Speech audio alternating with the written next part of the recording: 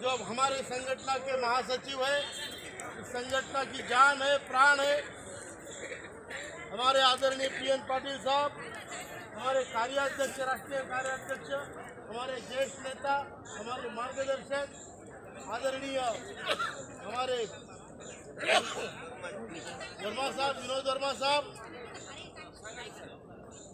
आदरणीय गौर साहब, श्रीवास्तव जी, आदरणीय अग्रवाल जी, आदरणीय जसविंदर सिंह जी और सभी मेरे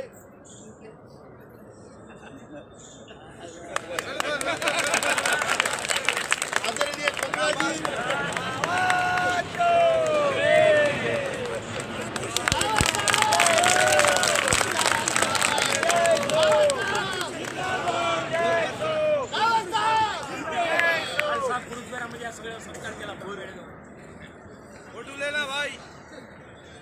कमला जी मातृशक्ति का प्रतिनिधित्व करते हैं, मैं उनकी पूजा करता हूँ।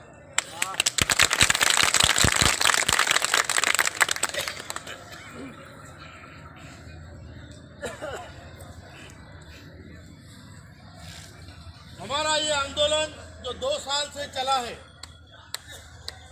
आज इसका एक महत्वपूर्ण पड़ाव था। हमारा टारगेट ये था कि आपने न्यूज सुनी होगी, श्रम मंत्रालय से 1000 से 2000 रुपए करने का प्रस्ताव भेज रहे थे, सुना होगा आप। हमारा ये मानना था कि 2000 में हमारी जिंदगी गुजर बसर नहीं हो सकती, इसलिए हमें श्रम मंत्रालय पर दबाव डालना था और उनसे 7500 और महंगाई भत्ते का प्रस्ताव यहाँ से भिजवाना था। ये हमारा टारगेट था। कोई भी चीज लड़ने के लिए सामने टारगेट होना चाहिए, तो ये हमारे लड़ाई का टारगेट था। दूसरा हमारा टारगेट था कि जो अंतरिम एडवाइजरी है, इंटरिम एडवाइजरी जो है, जिसकी वजह से हायर पेंशन का मार्ग बंद हो चुका है और हमारे गरीब लोगों को कोर्ट का रास्ता अपनाना पड़ रहा है, जो कि सही रास्ता मेरे हिसाब से नहीं है। फिर भी लोग वकीलों को पैसे देके वहां जा रहे हैं। वो इंटरिम एडवाइजरी अगर निकाली जाए तो सुप्रीम कोर्ट का आदेश जो 4 अक्टूबर 2016 का है, आपको लागू हो जाता है। तो बजाय इसके कि कोर्ट में जाके हजारों लोग पैसे देते रहे, वकीलों को गब्बर बनाते रहे, बजाय उसके ये कागज का टुकड़ा निकाल लो, ये हमारी दूसरा टारगेट था। और ये 2 मांगे लेकर परसों हम, आवाज आती है भाई? और जोर से बोलो, इतना ठीक है। ये 2 टारगेट लेकर हम ये आंदोलन यहाँ पर कर रहे हैं। हमें मालूम था आपकी वजह से, आपने जो मिलके किया है वो गजब का आंदोलन है। आपने भिक्षा मांगी है, भिक्षा मांगकर प्रधानमंत्री राहत कोष को पैसा भेजा। आपने मुंडन आंदोलन किए, आपने गली गली में कचहरी पे मोर्चे लेके गए, पूरे हिंदुस्तान में आंदोलन हुए और केवल 2 सालों में, 2 साल भी अभी पूरे नहीं हुए, केवल इतने समय में, 1.25 साल में आपने पूरे भारत को इकट्ठा किया। वो भी ऐसा वैसा भारत नहीं, ज्येष्ठ भारत, श्रेष्ठ भारत को आपने, ये आपकी महत्ता है और ये आपके दिल की जो लगन है, जो आग है, उसकी वजह से हुआ। मैं पहले भी कह चुका हूं, कल मैं दोहराता हूं इस बात कि हमारा रिश्ता जात का नहीं, हमारा रिश्ता धर्म का नहीं, हमारा रिश्ता कर्म का रिश्ता, हमारा रिश्ता कर्म का रिश्ता और दर्द का रिश्ता। दुनिया का सबसे बड़ा रिश्ता दर्द का रिश्ता होता है। हमारा दर्द एक है, दुख एक है, इसलिए हमारी जो शक्ति है वो बड़ी है। और आज हम इस कगार पर है कि परसों मंत्री जी ने सभा, मतलब जब उनसे मिले तो उन्होंने खुद ये गारंटी दी है कि आपके 7500 और महंगाई भत्ते का प्रस्ताव यहाँ से जाएगा। लेकिन मैं ये सोच रहा था कि मंत्री खुद आकर यहाँ बोले वो नहीं हो पाया, लेकिन ये उन्होंने बोला है और इसको हम आदरपूर्वक उसका सम्मान करेंगे। उसके बाद इंटरिम एडवाइजरी उसका खत्मा करने के लिए, उसको निकालने के लिए, देखिए इंटरिम एडवाइजरी में दो चीजें हैं। सबसे पहली बात तो सीबीटी के सामने रखी जानी चाहिए, जो इन्होंने रखी नहीं। सीबीटी ने शायद फिर उस पर हाँ बोले या ना बोले, सीबीटी अगर उस पर ठप्पा लगाती है तो फिर कोर्ट का रास्ता, और अगर उसको निकाल लेते हैं तो कोर्ट की जरूरत नहीं। मंत्री जी ने कहा है उसको निकाल देंगे। हमारी दोनों मांगे, इसके लिए बड़ा युद्ध हो रहा है, तो दोनों मांगे उन्होंने पर्सनली मुझसे, सिंह साहब से, पाटिल साहब भी वहाँ थे, उनके सामने बोली, सभी सचिवों के सामने। उनके लेबर सचिव आदरणीय सामरिया जी भी वहाँ थे, उनके पर्सनल सचिव मनु टिंटवाल वहाँ थे, Anuradha madam high empower committee की वो भी वहाँ थी। सभी के सामने ये निर्णय हुआ है। अब ये मुकर जाते हैं, कोई भी निर्णय पे कोई भी मुकर जाएगा तो हमारे पास इलाज है कि नहीं? जेंटलमैन वर्ड हुए हैं। एक सज्जन आदमी ने दूसरे सज्जन आदमी को शब्द दिए है, असभ्यता कोई करेगा तो दूसरा भी करेगा, बराबर है। लेकिन मंत्री जी पे मुझे पूरा भरोसा है, अच्छे आदमी। कल सिंह साहब और हमारी जो डेलीगेशन वहाँ पे गए थे ऊपर, तब वहाँ ये पता चला, इनकी भाषा में, इनके अनुभव से उन्होंने बताया, और वो लोगों ने जो बताया, मंत्री जी इसमें पर्सनल इंटरेस्ट ले रहे हैं। मैं आपकी शक्ति का अभिनंदन इसलिए करना चाहता हूँ कि मैं फोन करता हूँ तो मंत्री जी उठाते हैं। मैं छोटा आदमी, लेकिन आपकी वजह से वो शक्ति है। आज सुबह मैंने फोन किया, 2 बार उठा नहीं पाए, 10 बजे उन्होंने फोन उठाया। मैंने बोला सर क्या करें, हम जलें? तो बोले भाई मैंने आपको शक्ति, ये मत करो, मैं आपके साथ हूँ। 10 तारीख को एक्चुअरी का रिपोर्ट आएगा और हम तुरंत आपका रिकमेंडेशन यहाँ से भेज देंगे। और उन्होंने ये भी कहा कि मुझसे, मैं अपनी तरफ से भगवती प्रसाद जी को, जो हमारे बीजेपी के सांसद है भिंड से, उनको भेज रहा हूँ। और भगवती प्रसाद जी का हमारे भिंड के लोग जो है बहुत क्रांतिकारी लोग होते हैं, और सिंह साहब भी खुद भिंड के, तो ये सब भिंड वाला रिश्ता सामने आया, वो यहाँ पर आए और उन्होंने मंत्री जी का दिया हुआ शब्द हम तक पहुँचाया। इस पर हम संतुष्ट, इस सभी चीज़ों से हम आज की तारीख में संतुष्ट हैं। 10 तारीख के बजाय हम 15 तारीख की वेट करेंगे। मंजूर है? मंजूर है। 15 तारीख तक गवर्नमेंट की तरफ से, श्रम मंत्रालय की तरफ से, दोनों हमारे सीबीटी की मीटिंग का मुद्दा, और दूसरा सीबीटी मीटिंग मतलब इंटरिम एडवाइजरी का मुद्दा, और दूसरी बात जो हमारी मिनिमम पेंशन का रिकमेंडेशन है, ये श्रम मंत्रालय की तरफ से वित्त मंत्रालय में जाना चाहिए। अब अगर वित्त मंत्रालय में किसी ने माना नहीं तो हम जेटली जी के घर के सामने बैठे, बराबर? मतलब अभी एक घर से धक्का दे दिया तो जहाँ दूसरी तरफ नली में अटका वहां भी जाएंगे। हम नाली साफ करने में बड़े माहिर हैं, बड़े माहिर हैं, और हम नाली इतनी साफ करेंगे कि पानी शुद्ध आएगा उसमें। तो ये हमारा दूसरा चरण होगा। पहला चरण, पहला धक्का हमने मार दिया। अभी इसलिए इतने सारे लोगों ने, आप सभी लोगों ने इतनी मेहनत करके यहाँ तक आए, आपने आंदोलन सफल किया। मैं कल से देख रहा हूँ, झूठ नहीं, हम लोग एक दूसरे के गले में पड़ते हो रहे, आंखों में लोगों के आंसू है। हमारे तमिलनाडु के भाई आज तो आके गले में पड़ के रो गए, सभी लोग। ये कोई साधारण बात नहीं, एक प्रकार की स्पिरिचुअलिटी, एक प्रकार का अध्यात्म जो धर्म से भी बढ़कर होता है। सभी धर्मों वहां से जाने के लिए मिले। तो ये हम कर रहे हैं। ईश्वर ने हमें ये करने के लिए इकट्ठा किया है और वो स्पिरिचुअलिटी जो जीतेगी जरूर।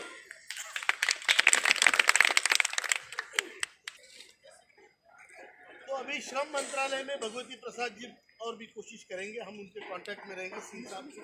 और मिनिस्टर साहब ने, हाँ ये मैं भूल गया, मिनिस्टर साहब ने ये कहा है कि श्रम मंत्रालय से तो मैं आपको धक्का लगा ही रहे हो, आगे की नाली साफ करने में मैं भी साथ में रहूंगा, ये भी बोला।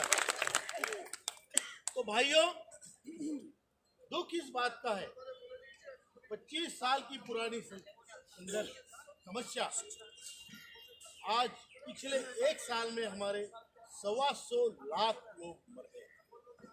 ईपीएस पेंशन धारक 1 साल में 1.25 लाख लोग मर गए। संख्या बढ़ती है क्योंकि नए ज्वाइन होते हैं, उसमें कई नेतागण भी है, हमने उनकी श्रद्धांजलि। ये बहुत बड़ी समस्या है, बुजुर्ग लोग।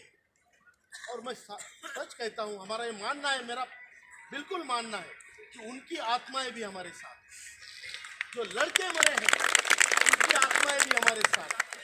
और ये आंदोलन, जैसे हमारे भाई विनोद वर्मा जी ने कहा, यह आंदोलन खत्म नहीं हुआ, ये एक पड़ाव है, एक चरण खत्म हुआ कि एक जगह से हमने अपने पेंशन का धक्का दिया, लेकिन मुझे यकीन है कि 1 महीने के अंदर इस पर भारत सरकार की तरफ से फाइनल निर्णय भी होगा। फाइनल मतलब मंजूर होगा 1 महीने के अंदर। यहाँ से धक्का लगा, वित्त मंत्री से धक्का लगेगा और फिर प्रधानमंत्री के चरण में भी हम जाएंगे।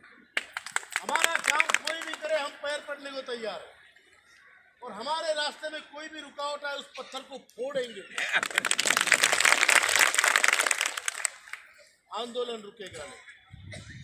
आप लोग जो करके जा रहे हैं, मरेंगे हम सब एक दिन, लेकिन आप लोग जो करके जा रहे हैं, आने वाली पीढ़ियां उसका फल देगी, फल खाएगी। ये इतना बड़ा काम आप कर रहे हैं, आप सब। अभी आपसे निवेदन है, आपके ऊपर, हमारे ऊपर जिम्मेदारी और बढ़ती है। जिम्मेदारी ऐसी बढ़ती है, ठीक है आंदोलन किया, हम मरने तक के तैयार हो गए, तब कहीं एक धक्का लगा। अभी 12 तारीख से संसद शुरू होने जा रही है, बराबर है? घर जाकर चुप नहीं बैठना, अपने अपने एमपी को आप मिलो। सिर्फ अपने एमपी को नहीं, 10 घेर सकते तो 10 को मिलो। जिस जो भाषा समझते उस भाषा में उनको हाथ जोड़ के कहो कि हमारा मुद्दा संसद में लगना चाहिए और हमारा काम इस संसद सत्र में होना चाहिए। बराबर है?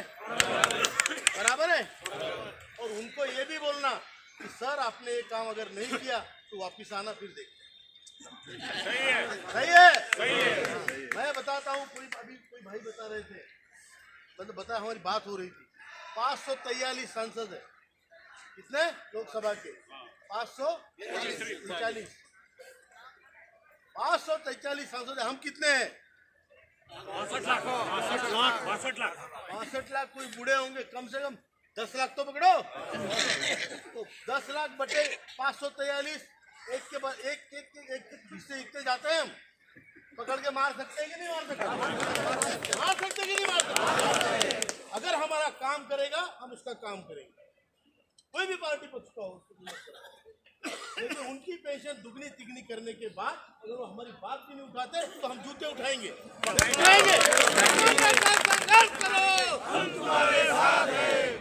हमें कोई फुकट नहीं देगा, जीत के लेना पड़ेगा, एक बात ध्यान में रखें। और आप कोई बुरा नहीं है, कोई बुरा नहीं, मरने तक जवान है, ये भी बात ध्यान में रखें। आप जाके उनसे हाथ पैर पड़ो।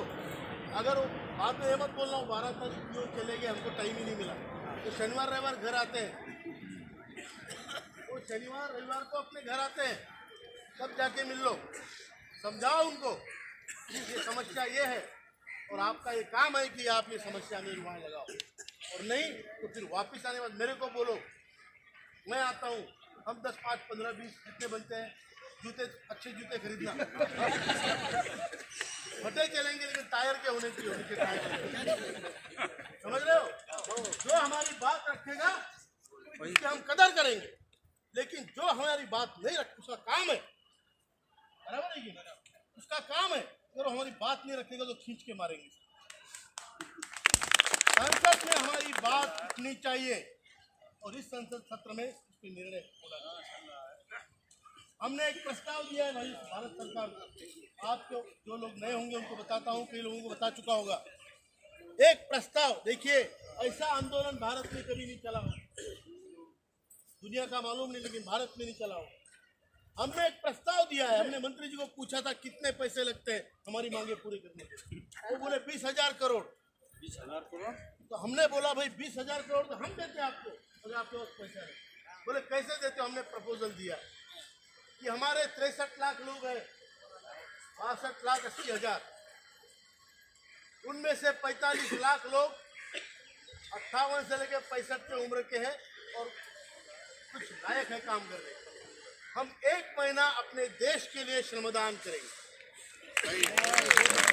1 महीना अपने देश के लिए श्रमदान करेंगे, उस देश के लिए जो देश हमने बनाया, जो देश हमारे बाप दादा का है, हमारा, उस देश के लिए हम अपना 1 महीना काम देंगे।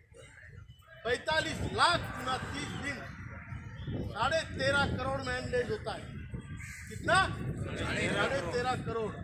और 13.5 करोड़ मैंडेज को अगर एवरेज इंडियन सैलरी से गुना जाए तो वो होते हैं 20,250 करोड़। 20,000 करोड़ हमको वापस करो पेंशन के रूप में। सही बात है। 20,000 करोड़ हमें वापस करो पेंशन के रूप में, और 250 crore keep the tip.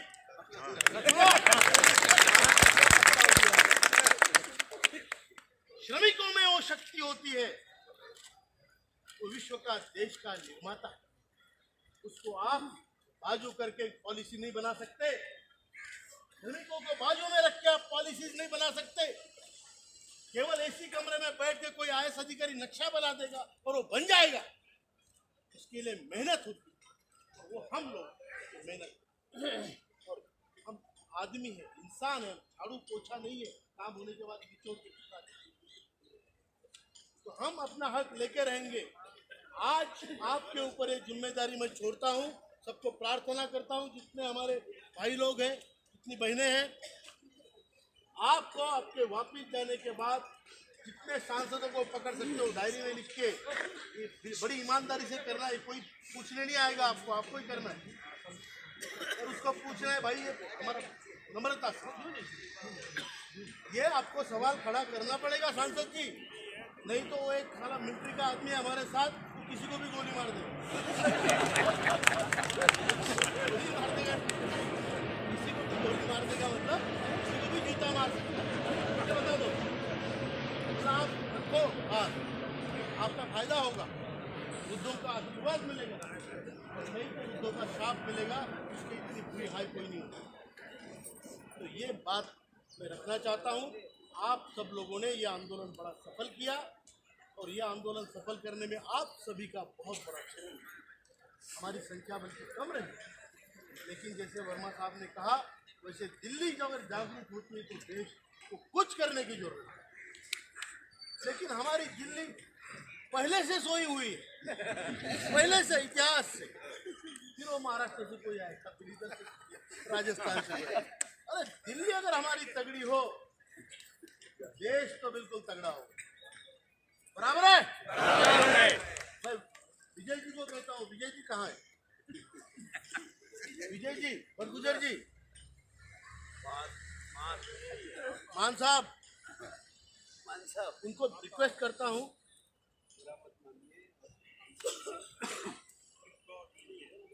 Delhi के लोगों को मैं रिक्वेस्ट करूँगा, विजय जी डीपीसी से है। देखिए, हमें कोई पक्ष पार्टी भेदभाव में कोई मतलब नहीं है, हमें पेंशन से मतलब है, हमें अपने आत्मसम्मान से मतलब है। विजय जी हमारे डीटीसी के हैं। डीटीसी में 30,000 कर्मचारी रिटायर्ड है दिल्ली में। कितने? 30,000। अगर एक आवाज पे 30,000 आ जाए तो आपको आने की क्या जरूरत है? कुछ भी नहीं। वैसे वर्मा जी बहुत हमारे पुराने मंजे हुए लीडर है, बहुत बड़ी संगठन के बीएमएस के अध्यक्ष, बहुत अपने पास ऐसे ऐसे विश्व पितामह है, द्रोणाचार्य है। और अच्छी बात यह है कि वो पांडवों के साथ है।